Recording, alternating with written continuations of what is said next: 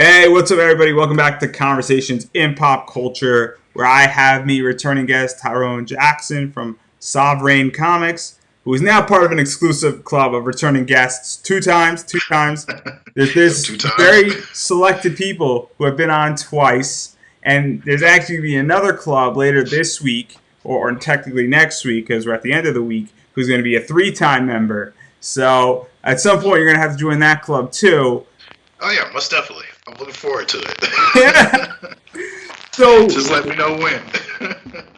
So obviously you got a lot of stuff going on, and we're gonna play a little bit of defense before we get into all this. And the last time we spoke was about 18 weeks ago on April 25th. I looked it up, and it's on the page. Everybody, you can check it out. Pop Anime Comics. If you haven't already, please like my page if you like what you see, because I do need the likes. And if you don't want to miss interviews, best place to not miss anything is by liking this page, checking it. Do 2 to 3 a week. So I figure we're going to play defense, and I'm just curious how you feel with everything going on, because I feel like it's been 10 years since we last did an interview. I think a lot of stuff's changed, a lot of stuff has evolved, and things have become more complicated. The con world has legitimately been flipped upside down and smacked on its head multiple Yeah, times, might I add. So, what are you feeling right now in the last yeah, 18 yeah. weeks?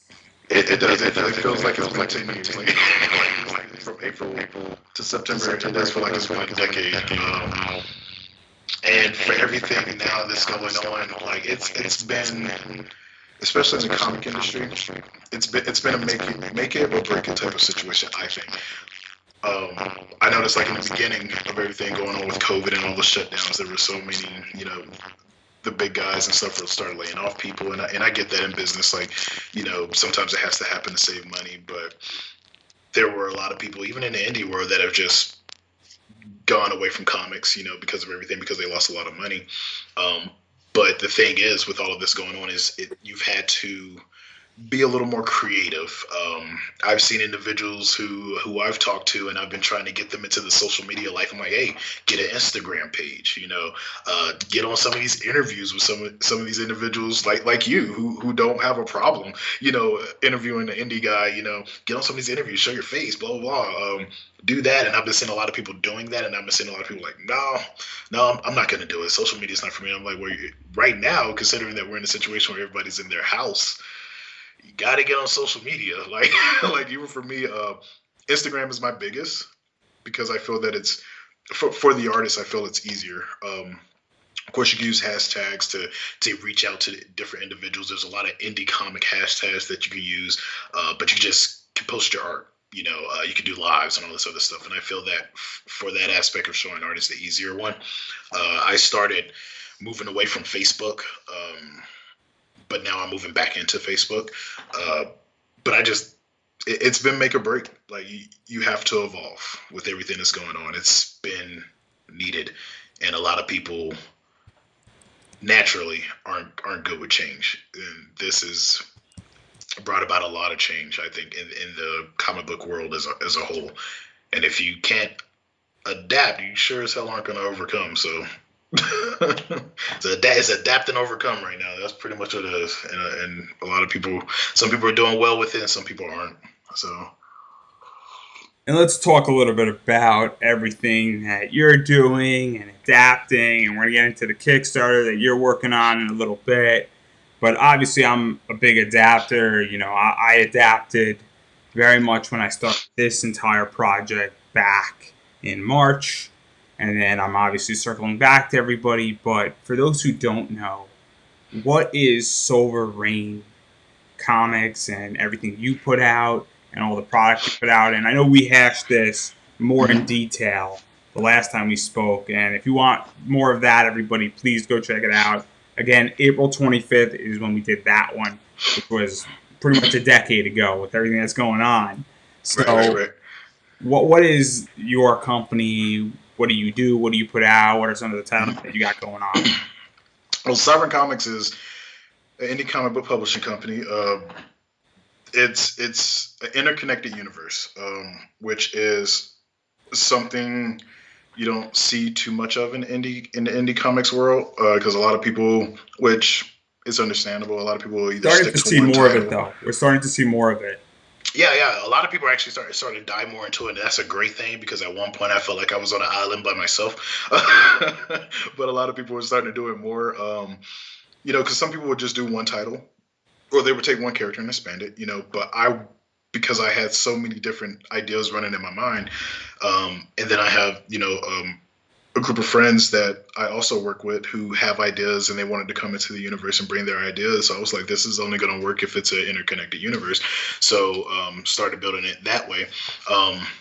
So right now in SoverReign Comics, we have 5 titles. Ayamo Stigmata, which is a title about a Tuskegee airman that gets pretty much whisked away to the other side of the galaxy during World War II by a Foo Fighter. That one had a successful Kickstarter back in, that was actually the last time we did the interview. So with everything going on, of course, that came to like not a screeching halt, but it came to a halt where things started moving slower. But that's going to be fulfilled this month, and I'm happy about that because I felt really, really bad about how long it took, but I understood everything going on. I just had to, like I said, adapt and figure things out around it. I also have Cypher Team, um, Arisha Exos, Stars, which actually has a Kickstarter right now that's live, and Temple High. So those are like the first phase of everything that's going on. There's about, I want to say 17 titles in all, but we'll see how these first 5 do before we start moving on to the others. But yeah, it's a comic book universe where I try to make it not fully reflect, but it is a diverse comic book universe. And I know a lot of people get scared around the word diverse or diversity, either scared to use it or want to stay away from it because they feel certain ways about it. And I get that. However, I am the type of person where I am a stickler on story. So I'm not going to make anything and it happen if it doesn't make sense. So we're story driven, diverse, comic book indie comic book publishing company.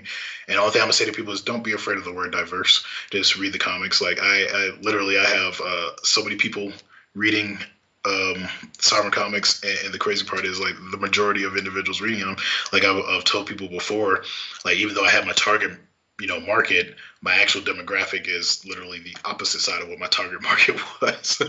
So there's a lot of people that like the comics. I would say check it out. Don't let the word diversity scare you because you'll read it and you'll understand that it's literally early 90s X-Men or early 90s, Justice League. It fits in that genre very well of telling stories and getting you intrigued with the characters and introducing you to the characters. That's my big thing. Is like I want you to understand the characters. I want you to know that there's a story being told that anyone can read, no matter who you are, what you believe, doesn't matter.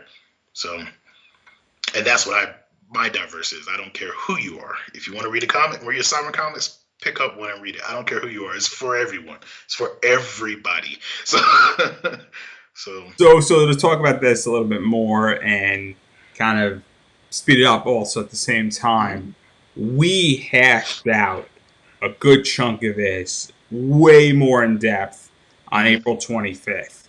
And I do want to really focus on Stars because that's going on, the Kickstarter. But where can people find your books? Where can people pick them up? I know that digitally they're not that expensive. And so what book should people start with, or does it not matter for those who are watching it? I don't think it matters too much, but if you're trying to get more into the lore of how everything is going to go, I would say start with Cypher Team issue 1.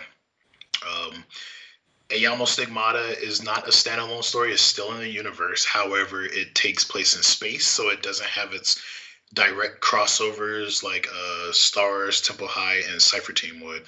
Arisha Exos is a story that takes place 600 years in the future, deals with mechs. So like if you're a mech lover, you can start there. And if you like the stories, you can come back to the others. If you're the Avengers, Justice League type lover, X-Men, start with Cypher Team or Stars. Go that way. If you're like space operas, then almost Stigmata is for you. And if you're one of those individuals who likes the way that manga school stories told, like My Hero Academia, or different stories like that, then Temple High will be the one for you. So it all depends on where you want to go. You can, at the moment now, you can start wherever you want. They all will hint back and let you know, hey, if you want to find out this, read this. So you'll know where to go at, and things of that sort. I try to do a very good job of keeping it interconnected to where it's not confusing to the reader. So. And to add to something, because Thomas Johnson II is watching this, and he designed Sweet. for What's up, Thomas? So he just put up that you're killing it. So I just want to throw that out there. And he has his own stuff that's going on. Yeah. He was also on my show a while back, and he's hopefully going to be on again when things are sort of more developed in his universe that he's building. Mm-hmm. And so he designs the mechs. So if you're a big mech fan, he's the guy to go to. Definitely check out Rex on Universe. I pitch his stories to a lot of people. Like, if you love mechs, read Rex on. Like, you're gonna dig it. So honestly, his stories are what inspired me to do Orisha Exos, and he actually helped me with design. Well, he designed the mechs that are on Orisha Exos. So we worked together and everything. And because of his story, I was like, I love mechs too and stuff like that. I was like, but I don't know what to do. And then I read more of his stories, and I sat down and talked with him a little bit, and I was like, I got an idea. And then it went from there. So, but yeah, his stories inspired me to do a mech title. So. And so we're not going to talk about him anymore. As much as I love him and he's great, this is about you. I want to talk about Stars, because that Kickstarter's going on, that story's out there. Kickstarter is fun. I'm sure Thomas is going to shoot me at some point, or maybe he'll never be on my show again. And if he's watching, you could say something in the comments. Feel free to. I'll take the heat on that one. But let's talk about Stars. So what is Stars? Because we spoke about it previously, but obviously there's a lot of people watching this. A lot of people are going to be watching it. The Kickstarter is funded. So what is the entire story of Stars? So Stars pretty much is one of the titles that whenever I created it, I am not going to lie, I had no idea what direction it was going to go. I wanted to create something that was different from the other title that I had with at the time, as far as superhero title, was Cypher Team, where it's dealing with a team that knows what they're doing. Like, they've been in the hero thing forever. And with Stars, I was like, I wanted to go the opposite route. I wanted to take a newly founded team that literally has no idea how to be heroes. Like, they will fail before they win, and that's what created Stars. And so I wanted to do something different with it. So pretty much I made it an all female cast. And it's pretty much about a group of women who come together through the love of music, and as they're working on music and trying to get these gigs, because they create their own indie rock band and everything like that, and they're trying to create these gigs and get into the rock, into the rock genre and the rock world and everything like that, they figure out through one of the characters named Shylin, aka Siphon, they figure out that they all have superpowers, because Siphon, one of her abilities is she can read if someone has a power, And she's like, hold on, you're all just like me, pretty much. And so through her suggestion, she's like, maybe we should be heroes. The crime is, and they're living in LA, Hollywood, which is weird considering what's going on right now over there. But they live in LA and Hollywood. Crime is rising. And then they're like, hey, let's put a stop to it. Let's be street level heroes and put a stop to it. And so they create this hero team. But in issue 1, they meet their first actual big time villain, because they've been running into people that know how to use their powers but don't. But this person has full control of their powers. This person is like the super thief that's been stealing things, for the longest. And they finally run into their first intro to their rogues gallery.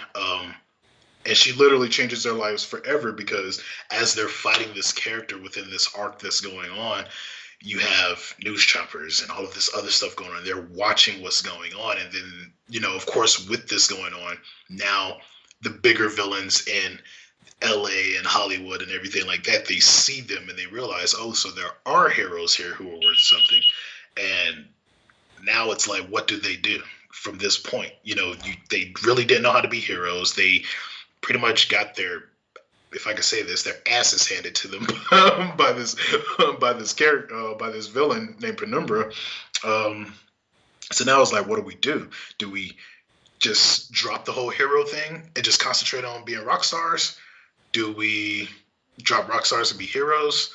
Or do we do both? And if we do both, are we secretive, or do we let the world know?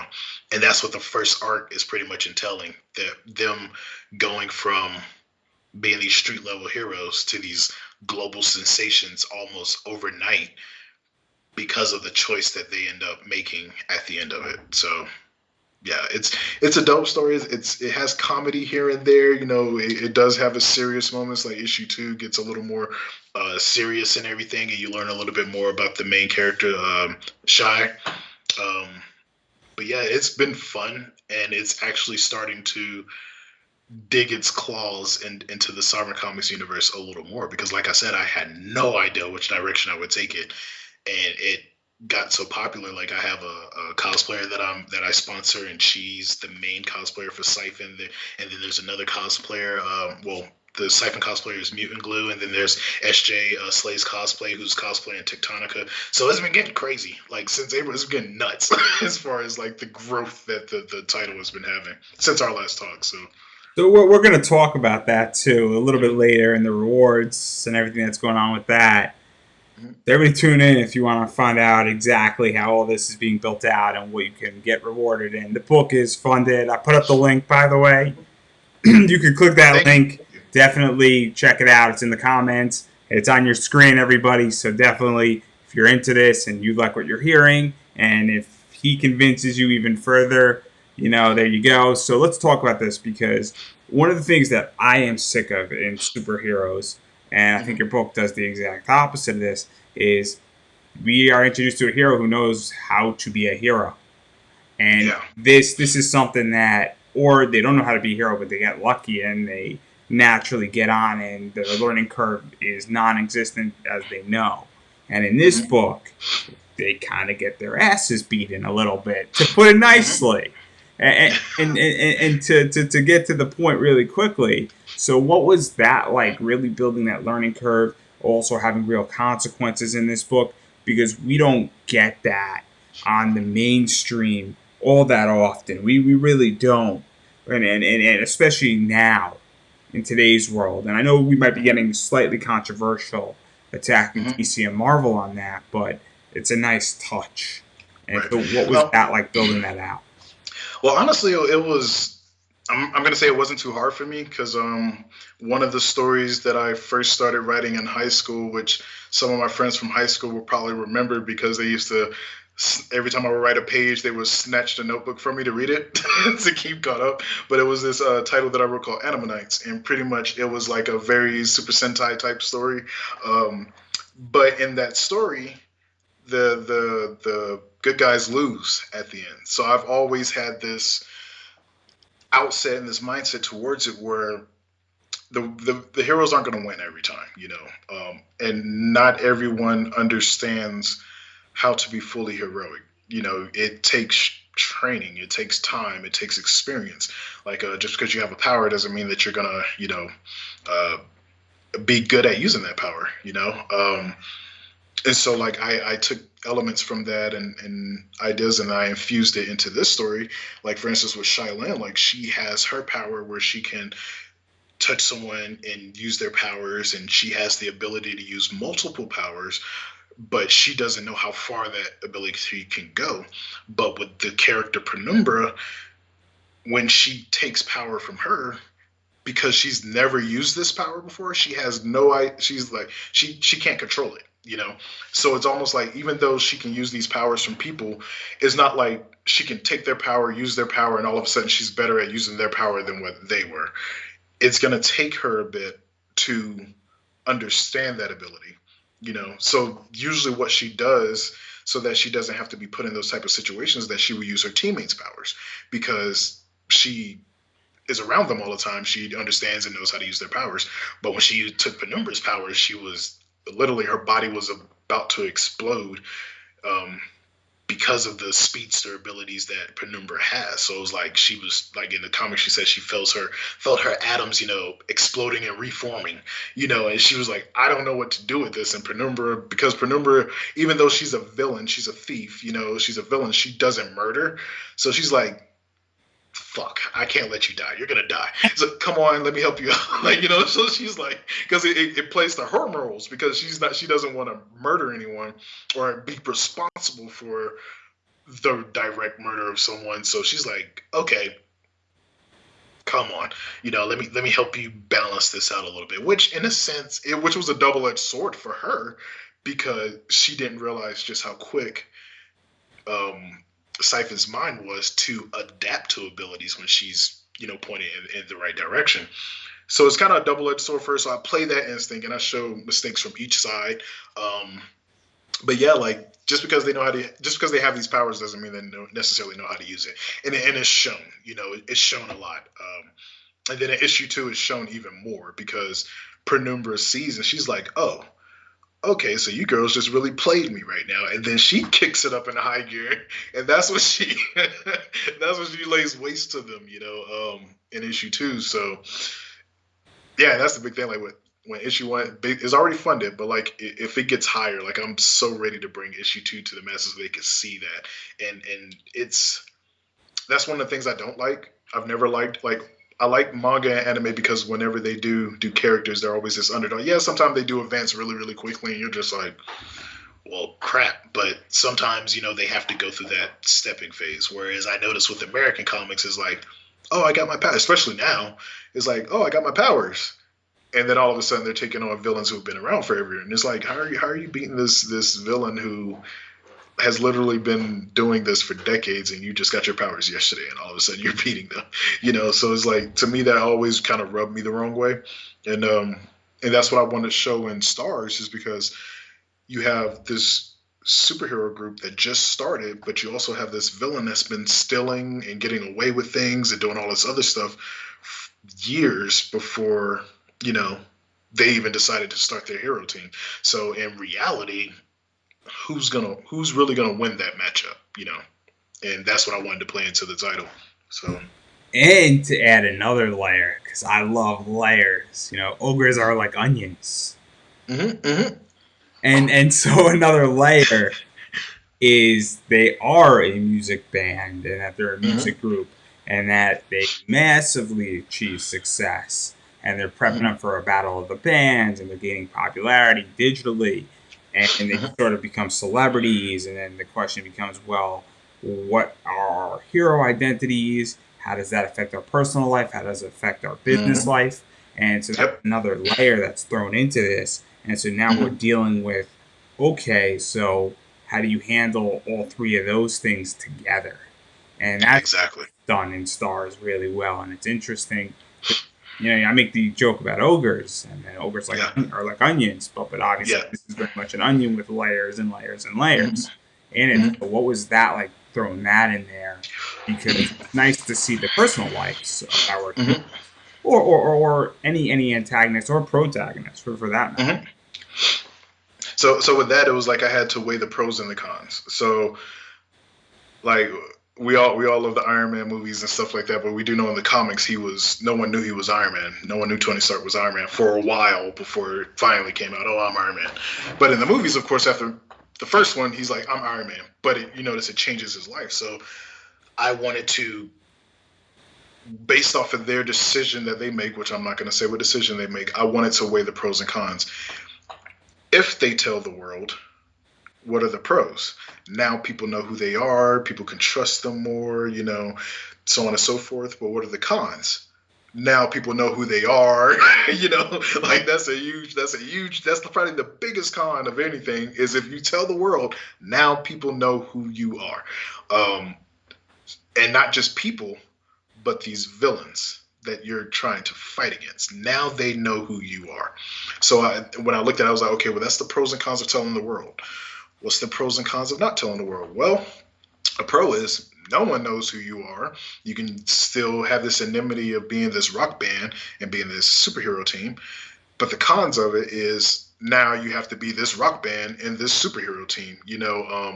So if you're rocking out at a concert and a villain's tearing up downtown, do you leave the concert to go stop the villain? How does that work? So based off of those two, when I applied them, I was like, okay, this is what's going to form the decision, and pretty much based off of the decision that they make, which I am not telling anyone what they make, but based off of the decision that they make, those pros and cons of that decision, whether it's tell the world or don't tell the world, will be implemented into the story. So you're going to see it. So if they make the decision that, yeah, we're going to tell the world that we're rock stars and we're also the superhero team, you can cool believe that villains will be showing up to their front door or will be showing up to their concerts and stuff like that to cause turmoil when there's hundreds of thousands of people in the crowd. And how do you react to that now? What do you do now when there's hundreds of thousands of people in the crowd and there's this villain in the middle of them looking at you? You know they're a villain. They know who you are. You're like, well, crap. Do we go to the next song or do we stop them? So it's like, so that's the interesting part. Like, I really had to weigh the pros and cons on both decisions. And based off the decision that they make, I'm going to roll a die later to sit. Not really, but I already know what decision they're going to make, but I'm going to roll a die. And based off the decision that they make is going to really lead that forward as far as those pros and cons on their story and what happens. And another thing about stars that I like and that I'm starting to see, and I'm starting to see a trend, is we're starting to see a lot more comics deal with music and incorporate different music into it. And we're starting to see, concept albums being thrown out on Kickstarter. And I actually interviewed somebody who had a QR code with music in their comic so that you could actually listen to music tied into their book. And so what is that like to really incorporate music and that rock star element into it? Because that's starting to become big and that's at its infancy. And really on the indie scene, that's starting to appear and it's a massive trend that's coming. Yeah. Well, I'm just It is. how you feel about all that and throwing it in there, and what is that like to really hit that hard and get that pop sensation group style in it, and even the art and the colors in this book are very much in that genre. Yeah. It's interesting to say the least. Like you said, some individuals have been doing it, and I've been seeing them do it. And for me, it was kind of a easy layup, because they are a rock band. So I'm like, of course I'm gonna implement music. But the question became how. Like how do I do that? Like at the time I didn't know too many individuals who were in music. Of course, I had friends when I was in the Marines and everything like that who had their rock band and stuff like that, and I would play with them every once in a while and just chill out with them. But we've all gone our separate ways, so I can't reach out to them. But eventually, I met a indie music creator by the name of Indrika Starr, and she's actually in the works of making the Stars theme song. So she's doing that. I've actually gotten back into making music myself, and so the music that's in the trailer is the song that I made, and that's going to be pretty much their rock session instrumental type thing. So that's gonna be with it along with her song, and then I'm gonna do another song. So pretty much what I'm doing, which I thought was really cool, I was like, well, not only cool but meta. I was like, what if in this Kickstarter, if we get to a certain amount, a certain backer count, which is 100, if we get 100 backers, for everybody who got a tier that has their concert ticket, the QR code on their concert ticket will be activated when it's sent to you. So when it's sent to you and you scan it, it'll take you to the digital download of the Stars EP. So it will be pretty much their EP of their first album to kind of break into the rock scene. And then once we hit 150 backers, that's going to be open to everyone. So if you're a digital tier because digital tiers don't have the ticket, but if you're a digital tier, then you'll get the ticket.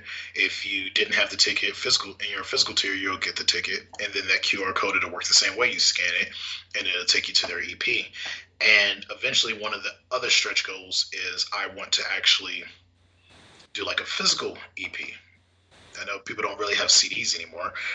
Some do, but I just thought it would be cool to have like a physical EP that could probably be signed by the creator of Stars, signed by me, you know, and that'll be sent to you along with like a concert bag of goodies that I have the T-shirt of the name, like it have a poster of the album art, and then it have a T-shirt that you could buy at a concert for that album. So to have like the logo of the album on the T-shirt and everything like that, and I've already put those on. I'm just waiting for it to reach a certain goal, so eventually I could say, hey, this is the next jump in the stretch goals, you know, and put that out. So it was a no-brainer, but it was hard to figure out what to do. And then I ran into Andrika Star on Instagram, and from there it's just been great. So like this is one song she's gonna do, and then eventually she's probably gonna do another song because we've been talking about it, and she's been joining it and everything like that too. So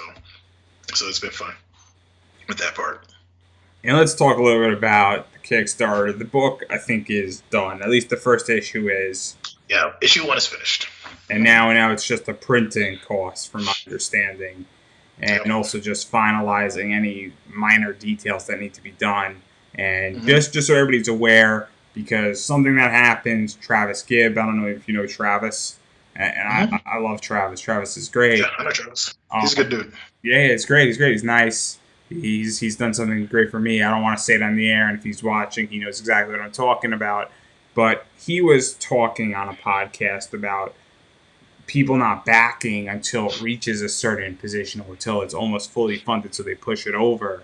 And I want to remind everybody that you are fully funded, and you're funded almost twice over, 200%. So this book is happening. And that's something that happens on Kickstarter, unfortunately. You know, if a book isn't doing well, people wait and say, I want to be the guy who pushes it over. I want to be the 25th person, or I want to be the 1100th person, you know, that pushes a book over. Or I want to be the 100th person. And so at this stage, it's cool. And by the way, you have 49 backers. So somebody can be the 50th. Right now, whoever's watching it, you know, it's 11:21 a.m. and you have 49 backers. I'm just making this announcement perfectly clear here. So there's a special moment coming for somebody. But I just want to remind people that this book is happening. And there's 26 days, I think, left, too. So there's a lot of growth to occur. Yeah. And so you mentioned stretch goals, because I noticed there weren't any publicly announced the last time I checked. And so there weren't. I kind of learned my lesson with Temple High with that, because I think whenever I did that, even though it made goal, I had, I think, the first 2 or 3 stretch goals up there. But now I kind of want it to be, even though I know what I'm going to do, I kind of want it to be a surprise. Okay, well, we reached this stretch goal. Okay, here's the next one. This is where we got to get to. But this is like you were saying, and what Travis Gibb was saying, and it does make sense. There's a lot of people who want to be that. I want to be the person who takes it over, who takes it over the goal, or I want to be the person that hits it on that backer count that they're looking at. But for me as a creator, everyone who backs my stuff, I already see you as a hero, so don't try to be the rock star hero.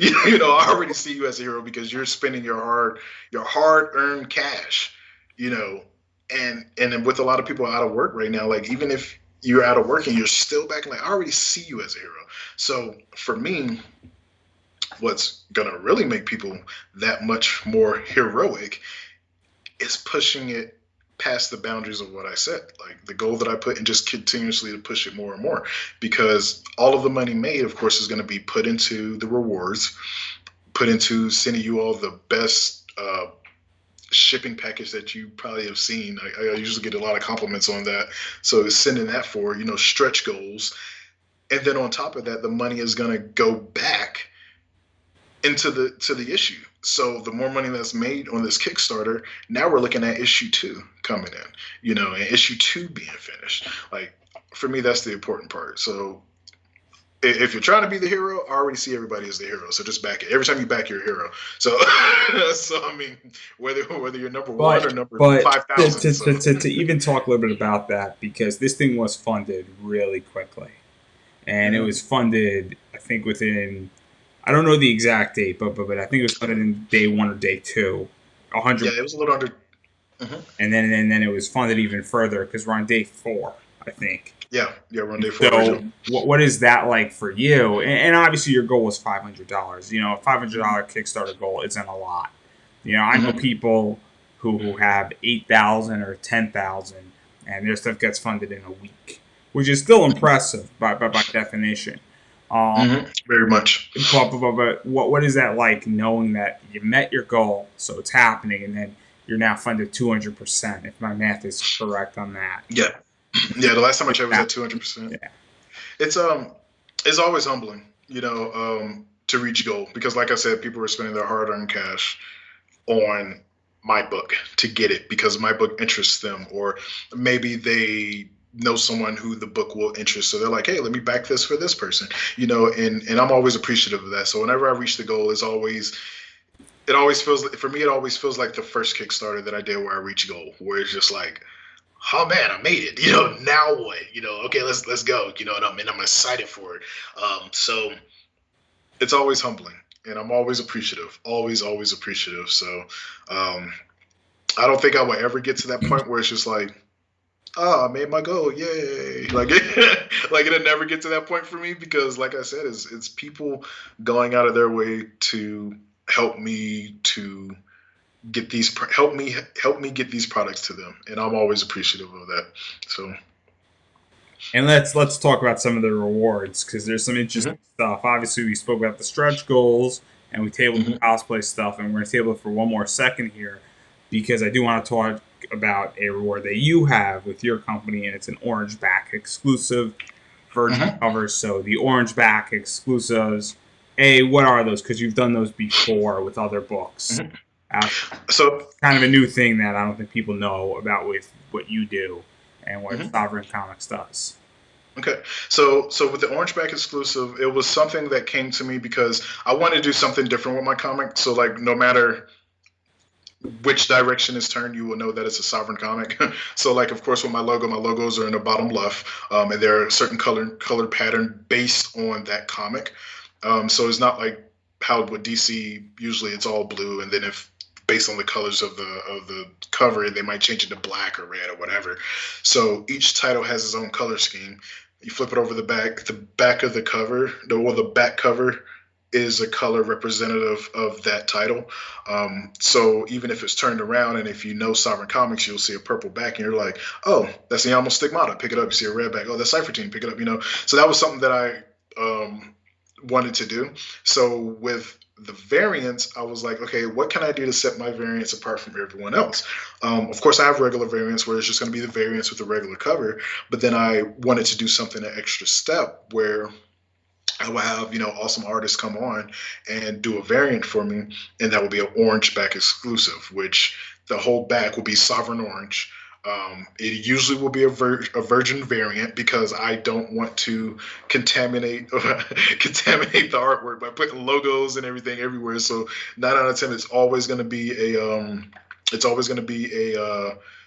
virgin variant. And the thing about it is, it's literally exclusive. Like, I will not order more than 100 of those. So, and that's for every title, every issue. So, if if like for this one with Stars, this Orange Back exclusive, there's only going to be 100 of those ordered. Once they're gone, they're gone. And that even includes selling to the stores, which I have a store that's already put their hands in and said that, hey, I want those. So, so they're already getting some, and even with the stores. So yeah, if you want the Orange Back exclusive, you will get it through this Kickstarter. And what I have left over, if I reach out to stores and I let them know that I have it, they will get them. And once they're gone, they're gone. So it's just something to make more exclusivity for Sovereign Comics, in this world of dealing with um, all the big time comic creators who are doing their own type of variants and stuff like that. It's just something to make us stand out a little bit more, and make us a little bit more different. So yeah. So if you do get one, and then you say, "Hey, I want it signed," and you decide to put in plexiglass and put it on the wall, yeah, just know that you have one out of 100. So And to talk about the Stars one, and I might say this guy's name wrong, and I'm sure you're going to correct me, but I think it's Francesco Tomalisi. Or, Thomas Francesco Tomaselli, and he is yeah, an I can't amazing say artist. names. I can't say names, everybody. It's not my forte. You don't want me to start pronouncing Japanese names. If you watched any of my podcasts, I get the names half wrong 90% of the time, which makes no sense, but it's my show, so math doesn't matter. Suspended. But anyhow, what is what how did that all come about? And what was it like working with him? And I think it's a him, right? Yeah, it's him. It's him. It's him. He's a cool dude too. He's done a lot of covers for indie creators and stuff like that, and I think he may have done some covers for some big individuals too. But I saw his work and I was like, man, I dig this dude's style. And I was like, with Temple High, I went with my regular main artist for the Virgin variant because we had an ideal of what we wanted to do, and it's a very awesome Virgin variant, Orange back exclusive. But with I started with Inyamo Stigmata, and that's when I hired Francesco Tomaselli because he had this painterly feel, so it gave us that different type of Virgin. And I was like, man, I dig this dude's art, and I already knew in the back of my, I already knew. I was like, I'm hiring him again. And then Stars came up, and I reached out. I'm like, hey, you want to do another cover? So I plan on getting him to do covers for my other titles too. He's a great artist, great dude, pretty fast with his work, and he always delivers. So he's gonna be, well, not all of the covers are gonna be Orange back, but he will be one of the main artists that does. Other than my main artist, he will be another main artist that does one of the Orange back exclusive type covers and stuff like that. So you just got your 50th backer. Yes, I did. Thank you, Sam Johnson. I appreciate it. yes. Sam Johnson just did it. He's also going to be sharing it around for those. Thank you. I really appreciate that. Thank you very much. I'm sure Tyrone appreciates it, Sam, and Sam's great. Sam's great at everything he does. So gotta throw that out there. I really appreciate it. And also, I'm all now upset with Sam because I want it to be number 50, but okay, there's water between us. It's an inside joke. That's an inside joke, and it's also a physical joke for those who don't know. But anyhow, getting back to the comic, because I want to talk about another version and another book that's out there, and that's the cosplay cover. And it's your first cosplay cover, and we've seen Marvel do it. We've seen Zenoscope's done some stuff in the cosplay sector. We've seen Dynamite dominate in that sector. Yes. Very much so. Very much so. And there's a few other companies that do it. Mount Olympus does some cosplay stuff out there. And so what is this like for you to step into this sector and this path and doing this the first time? And I think it's Mutant Glue, I want to say. Yeah, Mutant Glue. Mutant Glue. Mm-hmm. Yeah. And man, like, so I've always admired cosplayers, mainly because they take these characters that are on paper, whether they're manga, anime, comic book, whatever, and they bring them to life. So I've always admired cosplayers for that. And so, like, one of the things I always wanted to do with SoverReign Comics is figure out a way to make my characters where they're attractive to cosplayers and they will want to be cosplayed and things like that. So with a lot of the designs, I try to make the designs cool, and I try to make the designs where they're not the same as other designs and everything like that, so where they stand out. And me going through that and having that in mind, I eventually ran into Mutant Glue, and I was looking at her page and I was like, man, I really dig her cosplay style, because she would make the characters her own that fit her type of the type of way that she wanted to cosplay, and I really dug her style. So I reached out to her and I was like, hey, would you mind cosplaying one of my characters? And she was just like, what? Wait, what? And I was like, you can pick whichever one you want. And then she went to my Instagram page and she was just looking, and she was like, I know which one I want to cosplay. And then she showed Siphon, which was funny because I didn't I wasn't expecting that. You know, I wasn't expecting her to pick Siphon. And so she was like, "Yeah, I want to cosplay her." And I was like, "Okay, cool." I was like, "Well, check this out." I was like, "I'll send you a free copy, a free digital, so that you can read the book and see if you really like the feel of this character." So she read it. She came back. She was like, "I love her. That's me.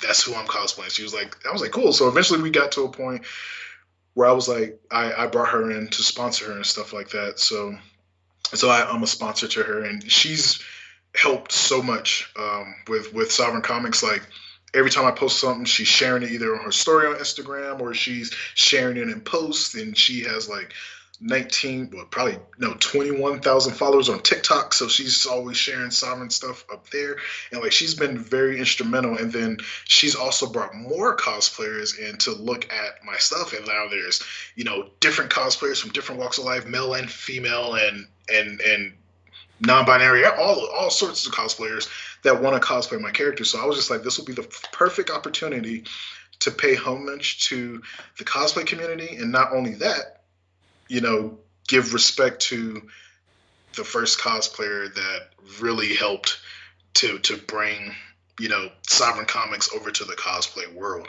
And so like I reached out to her and I was like, "Hey, I've been thinking about something. I want to do a cosplay cover." And she was like, "Okay." I was like, "You're on it." And she was like, "What?" So it went from there. And her photographer, Photo Jonan, which is the one who took the picture of her in that pose, and then also went through and manipulated it. Like, he was on board. He was stoked about it. So it went really well. And the thing that I want to do with Stars, since there are a lot of cosplayers who want to cosplay these characters, what I'm going to do for each Kickstarter is that each Kickstarter is going to be a different Star member cover for different Star member cosplay cover. So I don't know if anybody's recognized this or if I've said this yet, but the title Stars pretty much is the first letter of each character's name. So S is Siphon, T is Tectonica, A is Avian, R is Render, and S is Soul. So pretty much each cover is going to start with Stars. So it starts with Siphon, then it's going to be Tectonica next, then Avian, then Render, then Soul, so on and so forth. So as more cosplayers, well, Siphon and Tectonica are already called, so they are already covered. There's two colors, like I said, Mutant Glue for Siphon and SJ Slays cosplay for Tectonica. But and Render might actually be spoken for too, but but most definitely Avian and Soul are most definitely open, and Render too. But I think she might be spoken for at this time. But yeah, so it was just paying a homage back to the cosplayer who helped get my titles out to other cosplayers, and just to the cosplay community in general, because they, not just her, but other cosplayers too, have really helped to share and boost my comics. Probably a little more than some indie creators.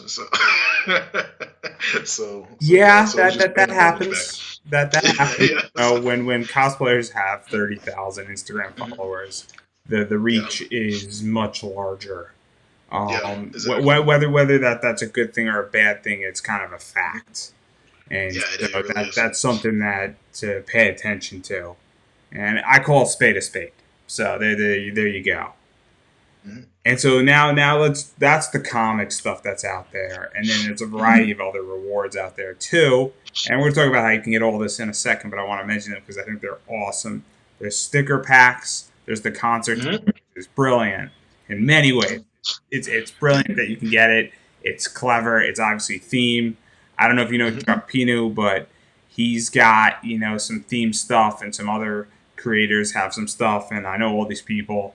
And obviously, when they do Kickstarters, they like to stay in theme, and I think this is great. Yep. I think the Stars photo, going back to Yes. fan clubs of the Beatles and the Rolling Stones back in Mm-hmm. the 60s and 70s, used to send you a picture of the band, and it used to be signed. And I know one of the rewards is Yep. signed. Also, you can be Yep. drawn into the photo, or I'm assuming you could ask anything to be drawn into the photo, technically. Yeah. Yeah, so it doesn't necessarily have to be you unless you want it to be. But like, let's say you just decide to back this tier, and you have your own indie comics, Or you have my logo, and for instance. yeah, or your logo, yeah, and you're like, hey, can I get my character drawn in with the stars, sure, you back the tier. Yes, if that's what you want, that's what will happen. And pretty much what I call that tier roadie. So it's almost like the character will be a roadie for the stars, or the person will be a roadie for the stars. So it's like you'll be in it. And the way I thought about it, doing it is, of course, you could either be just a group thing, like throwing up a peace sign, you're with the band, and they're around you, or because the stars, they, even though they do have these serious points, I like the idea of them being one of my comedic titles.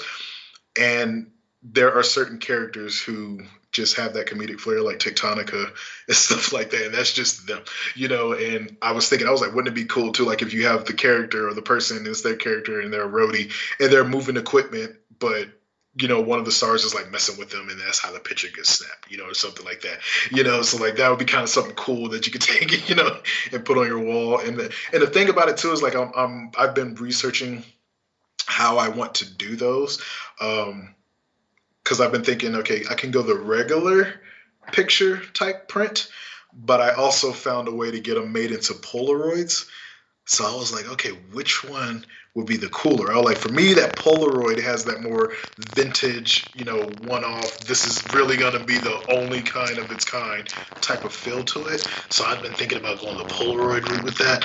And the crazier thing is there's only one more of those left, which if you're looking at the Kickstarter, you probably see that. There's only one more of those left. Like a lot of people are jumping on to them. So if you want it back and you want that one that uses yourself as a roadie for the stars, and you're drawn into the picture with the stars, and you get it as a Polaroid.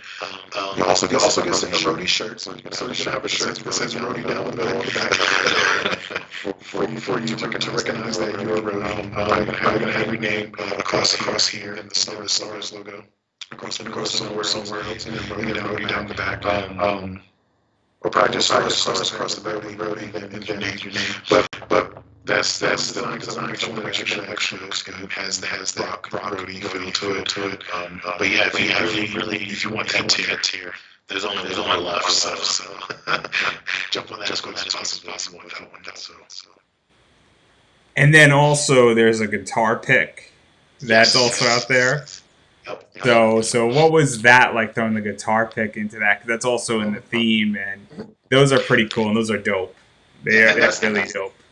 Yep, and that's the thing too. Like, I wanted to have something rock centric, and I really didn't know where to go to get custom picks made. But another one of my friends, John Schlemm, who runs Ovation Comics, he has a character who is in a band, and she's dead, but she has her band, and he did guitar picks. So I was like, oh, cool. So I found out where he did them. And then I was like, okay, cool, so we're going to do this. But then I also noticed other stuff, and this is where the stretch goals will probably come into.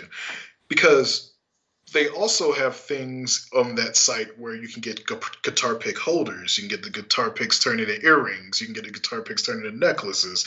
They also do drumsticks. So I'm looking at that, and I'm like, we can go even farther. I'm like, eventually I can probably get, if at a certain stretch goal, then of course I'm going to implement stars drumsticks, and of course you'll have to be a certain tier level to get those, but I just really wanted to keep the feel rock centric, so I figured guitar picks would be the perfect way to get that in there, to get that with it.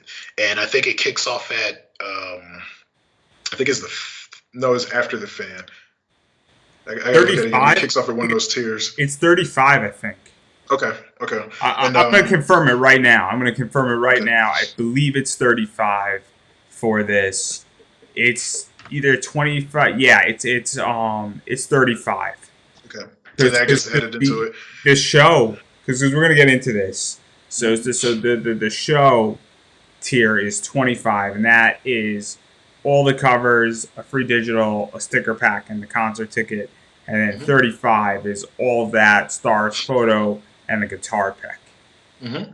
And so let's talk a little bit about that as well, because obviously we mentioned two of those already, but how can people get all this stuff? Obviously the Kickstarter link is up there, and there's a variety of methodologies that you can get with everything. We mentioned some of it already, but let's just go through the list as much as we can so people know what they can get, how they can get it, why they can get it, where they can get it. Yeah.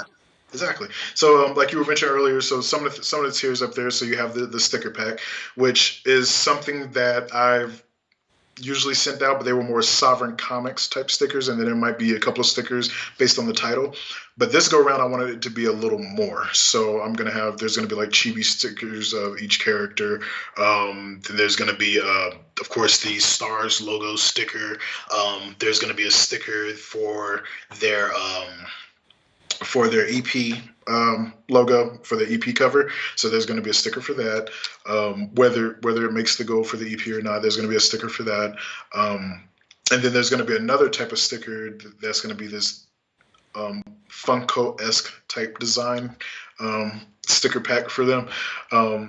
And stuff like that. Just something where it's fun. And if you're a sticker fan, which a lot of people are, because even me, I'm starting to become a sticker fan too, because like I'm actually stickering up my drafting table right now just so I can have it to take pictures of the comics and stuff like that. And you'll be able to put them wherever you want. So you have that.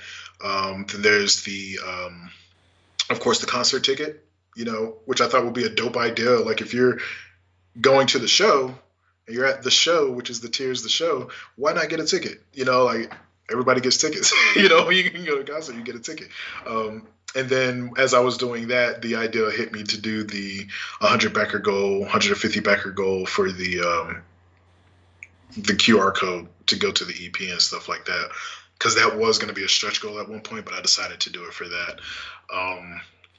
And then, of course, the guitar pick, which I already mentioned. The covers, which we already mentioned. What else is there? Then there's a T-shirt, the Stars cover T-shirt. So there's that. But then there's also going to be a Stars concert T-shirt. I'm working on the male version of it, or just the version if people don't like a lot of colors. I'm working on that design because the main design is pink, green, and white, which is their colors. And it's on a black shirt, and it's a really cool design. And once we reach that first stretch goal, that's going to be the next stretch goal is for that T-shirt. And then, of course, there's going to be another one that comes with the EP stretch goal where it has the cover shirt. So yeah, based off the tier, you'll get the things that you want. So, and then some of the things will be. Some of the stuff that's not the Kickstarter exclusives will be like sold on the store later and stuff like that for anybody that may want to just have a second one, or maybe you didn't get it with the tier. And I do plan on doing add-ons too. So like if you backed a lower tier but you want the guitar pick, then you will have the opportunity to do that. So. And obviously the Kickstarter is up in the comments. It's up on the stream right now. But where can people find the Kickstarter? How can people get access to the Kickstarter to back it? You got 26 days, everybody. Yep, 26 days. What is to look for? Where can people find it? Just to constantly remind people. Okay, so where you can find it, one place, of course, you can go to Kickstarter, type in Stars, and you should come across it. Because I think it's like one of the only titles up there named Stars that's live right now. So if you type in Stars, you'll be able to find it. Or if you go to Kickstarter and type in SoverReign Comics, of course, it'll take you to my page. Just look for the orange lion head, and you'll come to it and you'll be able to see the live Kickstarter. Another way to do it is if you're following me on social media. So if you're following me on Twitter or Instagram, or you're following my Facebook page for SoverReign Comics, if you look at the links in the bio, my beacon link, if you click that, it'll take you straight to the Kickstarter. So that's another way you can get to it also. Awesome, and everybody, go back. It's here. Yes. It's a cool comic. I've read it. It's really interesting. It's out there. It's worth the opportunity. Also, even though this is sort of undercutting, you can get it digitally. Mm-hmm. And so if you're on Steam and you like some of these rewards and you want to see what all this is about, look, I'm like Comixology. It's not an expensive guy. Exactly. It's not. It's a very low risk. But I do want to table all this because we did speak about this the last time, and I was 18 weeks. Wow, I am not playing with a full deck. It's not been 18 months. That's how it feels. Like we were saying earlier, it feels like 10 years, and I think a lot of people agree with me on that point. But how do you feel that COVID has changed in the landscape? Because the last time we spoke, what was going on was that Emerald City Comic Con was canceled, WonderCon was getting canceled, a variety of other cons were getting canceled. Anime Boston, Anime Next, and they were on my show, and we were speaking about that. And then San Diego hit. That came a little bit later, and now New York Comic Con, from my understanding, is not happening. Right. Which Right. means that nothing. And then Awesome Con rescheduled, and Hmm. now they canceled again. And I'm just dropping names, and obviously for everybody who's watching this, there's probably about 40 to 50 to 100 more that we could talk about, but these are just Yeah. the ones off The that ones I'm where. familiar with. So Mhm. how do you feel the landscape has changed? How do you feel that indie creators have changed, or how they need to adapt? And where do you think all this is going? Because clearly, when we spoke in April, we had less information just Yeah. by nature. And this isn't a diss at me or you, because I thought it was going to sort of be okay sooner Hmm. rather than later. And I'm Yeah. the first person, and maybe it's ignorance, maybe it's optimism. I don't really know, or being optimistic. But what do you foresee with all of this now happening, knowing that we are clearly not having anything till at least 2021 and Yeah. probably summer of 2021 at the earliest? For me, it's most definitely a game changer. Like I said earlier, it's one of those situations where you have to adapt to overcome, and if you aren't willing to adapt, you're just going to get swept away in it. I mean, it's just going to happen. You have to adapt to overcome to all of this. And I've noticed some people have adapted more. Like for instance, for myself, like I'm not even gonna lie, I used to be afraid to be on camera and show my face and stuff like that. But since all of this has kicked off, like you were one of the first individuals to interview me and everything. And then from there, I've done more. I've been on podcasts. I've been working with Indie Comics Dispatch and he's on Instagram and Twitter and Facebook also. Um, and that's been helping a lot too because now, and I've been doing my own lives too. And that's the thing too. Like you have a lot of indie creators who've been going into YouTube, or have already been in YouTube, or they're going to Twitch, all these other different things that you can do. But it's a situation where you have to adapt. The world isn't over. It's just you got to figure out another way to do things. And I think with everything going on, a lot of people are probably panicking, rightfully so.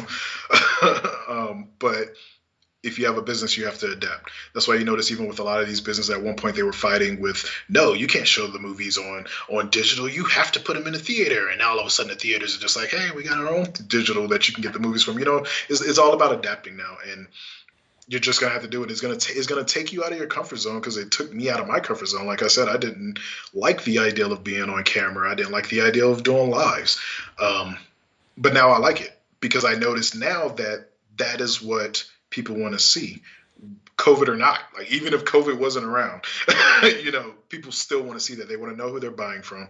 They want to make sure you're not just a big cog in the machine or you are the machine.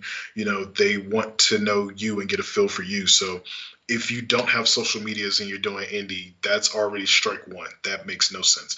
If you aren't doing some type of digital comic and you're indie, that's strike two. That makes no sense. If you aren't doing some form of lives, it doesn't have to be every day. It doesn't have to be every weekend. It doesn't even have to be every month. But if you aren't doing some type of form of live or some type of form of video, whether it's YouTube, Twitch, Instagram, TikTok, whatever, Facebook, whatever, that's strike three. It's a mistake. So these are things that certain people are going to have to take into in consideration. Get on more of these social medias. I highly recommend Instagram because, like I said, for the artists, it's easier to post art. We're indie comic creators. We have art. It's way easier to post art. So I push Instagram, then of course Facebook, TikTok, which I've started doing things on TikTok, and Mutant Glue has been helping me with that, and SJ Slays Cosplay has been helping with that because I'm like, I don't know what to do with this. But they've been helping me with that, and I've been building on that. And that's another thing too. Like if you don't know what to do with social media, find someone who knows what to do with social media, whether it's a relative, whether it's your child, whether it's a friend.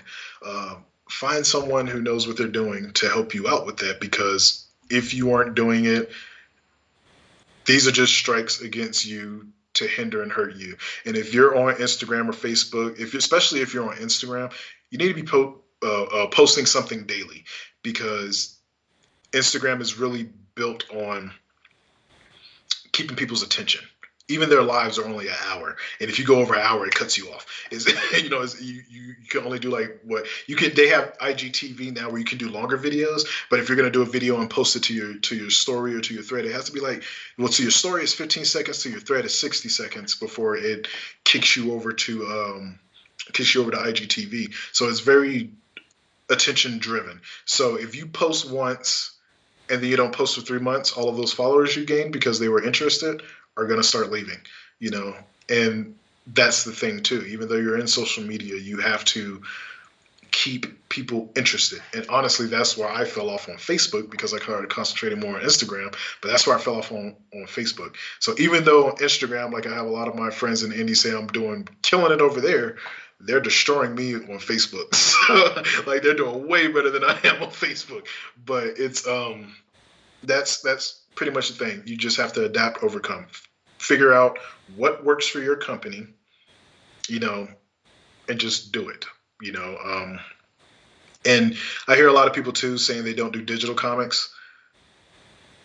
Do them.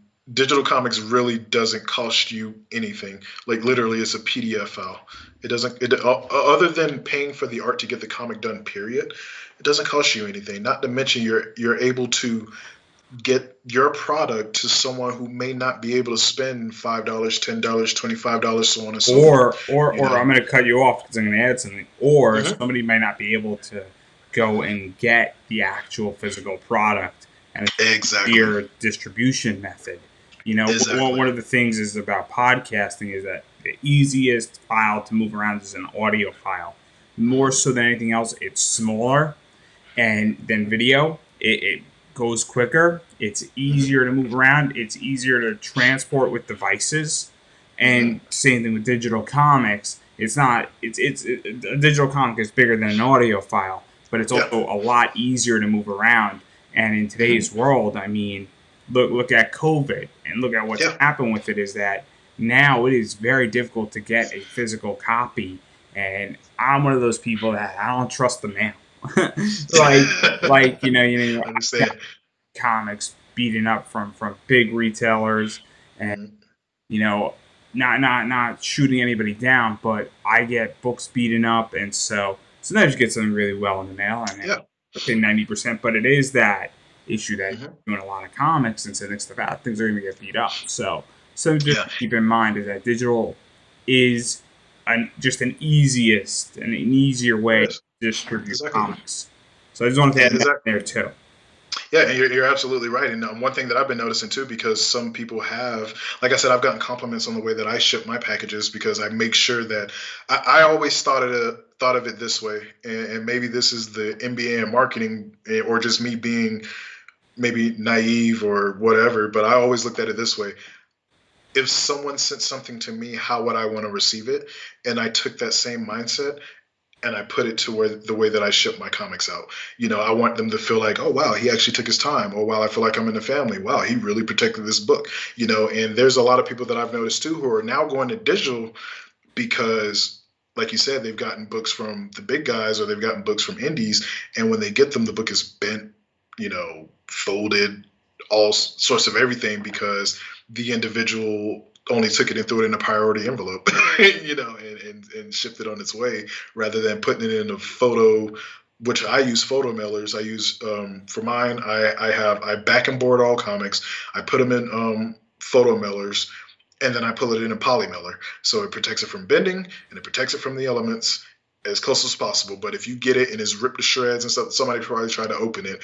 But the way that I pack things up, I pack it to where it will be protected from bend and elements as much as possible. So, but.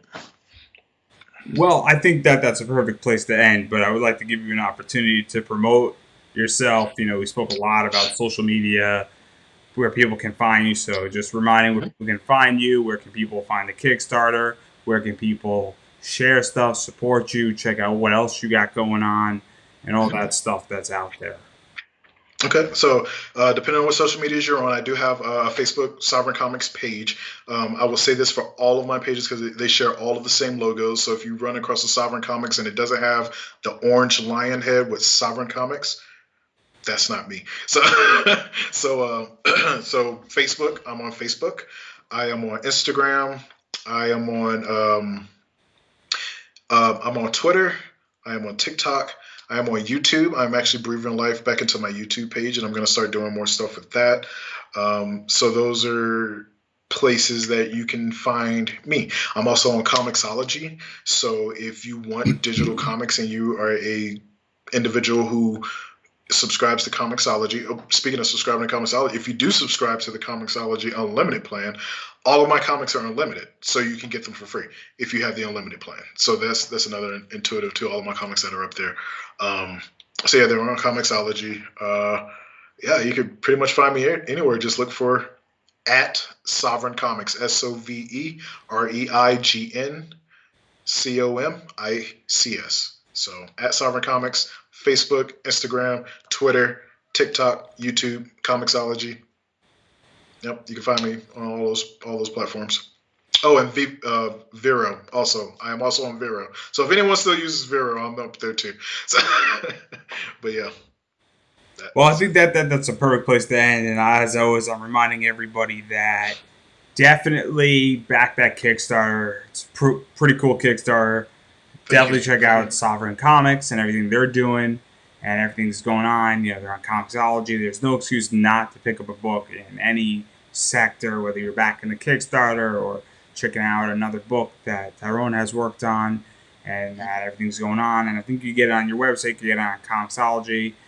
Some other places probably you can get it too. And if you don't have the money at the moment, which is totally understandable, obviously we're in COVID, things are happening in the world that are complicated, and if you need to take care of your family first, please do that and take care of you before you go and back a Kickstarter or spend money you don't have, because that is so important right now. Yep. But if you do have the money, definitely support it. And if you don't, but you have electricity and the internet, because pretty much if you don't have electricity or internet and you're watching me, I would love to speak to you for two reasons. A, I want to know how you're doing it because there's a business opportunity for me and you in it. And secondly, I would like to help you because clearly you need help if you don't have internet or electricity, and you should probably shoot me a message if that's the case. But if you do have electricity and internet, social media, follow, watch my stream, watch other people's streams, definitely share something that's going on with Tyrone. Check out social media, follow somebody. That's all free. You know, Instagram's free, Twitter's free, Facebook's free, Vero, which I don't even know what Vero is. I know everybody. I know. It's all right. I missed the boat on that one. But TikTok is free, and it's still legal in America. So definitely, there's no excuse for not checking out social media as long as social media is free. You don't have to follow every single one, but it's important to share things. It's important. It's just as important as subscribing, because if you share or retweet a Kickstarter and you have 400 Twitter friends or followers, or you run a page like I do and you share something and you have 1,500 people in it, you never know who's going to be like, oh, that's great. And it's so important. And I can't emphasize it enough. So that's one thing that that's one thing I do like to drive home too. Like, even if you can't back, shares are free. I mean, it takes up your timeline, but it's free, and you never know who you have that's a friend or a follower who may have been looking for that specific, just looking for a title like that. So so definitely share. I'm appreciative of sharing as well, because even on my Instagram, I share a lot of indie comic creators too. So whenever they have Kickstarters or whenever they have a new title come out, I practice what I preach, and I share them also. So definitely share. It does help to build people up, and you never know. You may share it, and because you shared, I'll get 10 backers, and you might think that, oh well, I can't back it, I feel bad about it, but you just gave me 10 backers by sharing. So you just did a great deal. So I mean, definitely share if you can't back. Definitely share if you do back. It's very helpful. It's very, very helpful. So And I think we're going to end on that note because that's perfect. And that is perfect. And everybody, I'm just going to remind you, don't just have a good day, have an American day. Yep, definitely.